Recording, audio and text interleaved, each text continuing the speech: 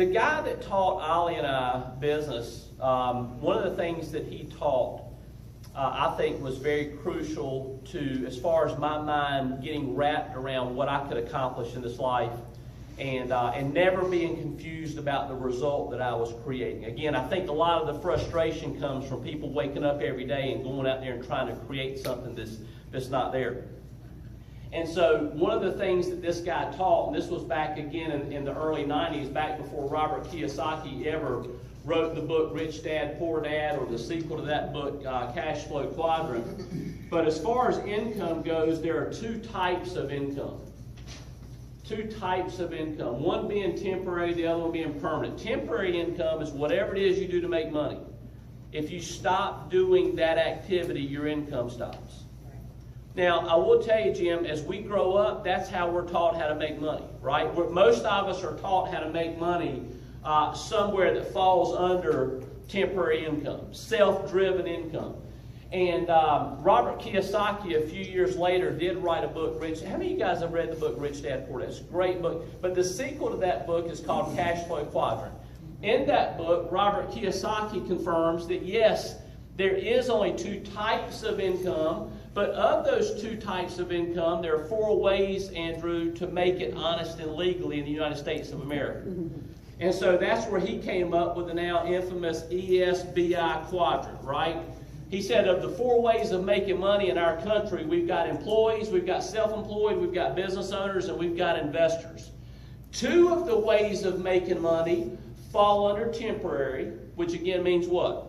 Whatever it is you do to make money, whether you're a big dog employee making a lot of money, or whether you're a doctor, lawyer, dentist, or whatever, insurance agent, real estate person, if you stop doing that activity, your income stops. Hence the term temporary, right? And on this side of the quadrant, which very few people exist, is something called permanent income. Definition, you guys already figured that out. Whatever it is you do to make money, you stop doing it, it keeps on coming in, right? So there's business owners that have that type of income, and then there's investors. Now the key thing to note over here is that what creates the passiveness of the income is that you're able to invest something. Business owners invest more of their time in developing a network.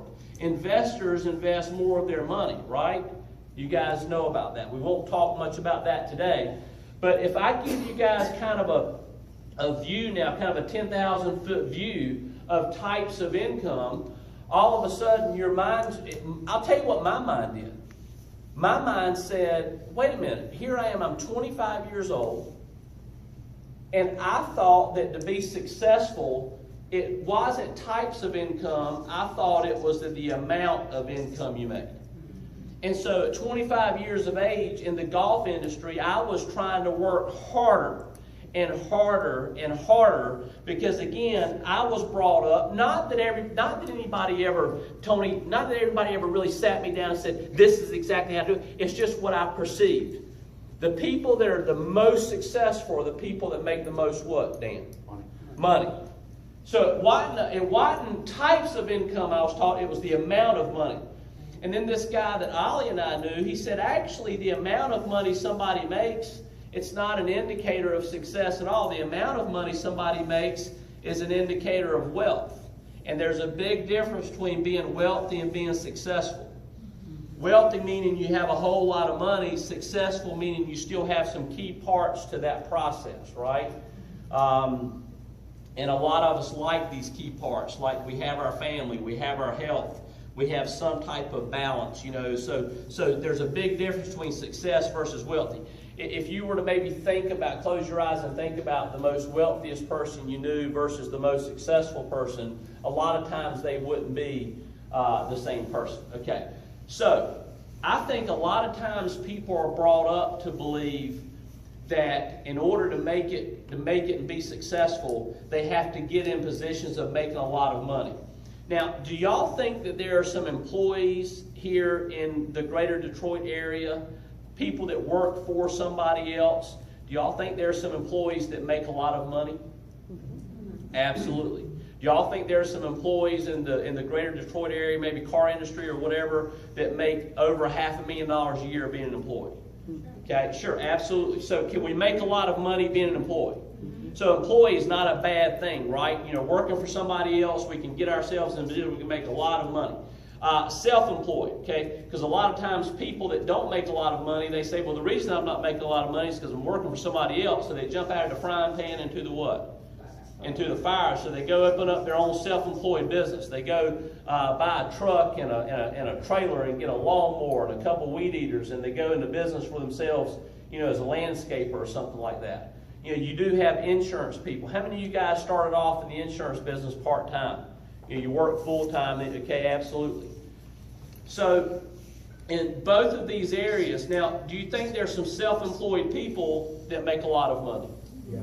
Okay, so let's put a check right there. So a check on a lot of money, okay? Now, the question and where I think a lot of the frustration is this, is that in order to be successful, Jim, at some point in time, it's not the amount of money you make. And that could be very frustrating to somebody who, like me, believe that the more money I make, the more successful I'm going to become. So why is it that I'm making more money, I'm doing better for myself, but I still wake up every day frustrated and mad? Why do I do that? Okay, what's wrong? In these two quadrants, we already talked about the income is temporary.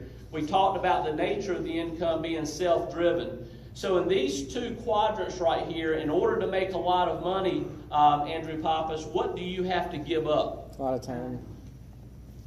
Would everybody agree with time? Mm-hmm. See, and that's just the thing right there, because you're right, it is time. But can we take that a little bit further? Can we take that? How do you go further than that? An employee that makes $500,000 a year. What do you think his quality of life is? Stressful.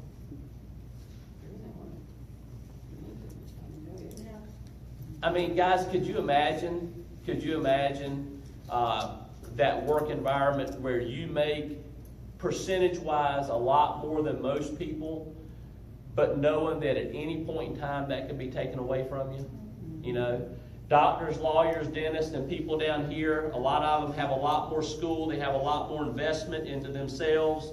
They become what they feel like is successful down here. They're making a lot of money, but still they have no time.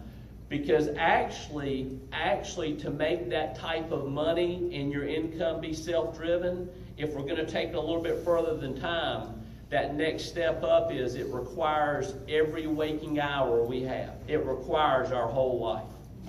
So at some point in time, aren't we maybe kind of faced with how much of that we're able to give, right? You know, so I think a lot of times the people I talk to when I share Equis, I can start off and I can talk about Equis, and I can talk about the leads, and I can talk about the carriers, and I can talk about the sales system, and I can talk about how great guys like Chris Chalk are. But I don't feel like, for some of you guys sitting out there, Tony, I don't feel like it's doing anything for you.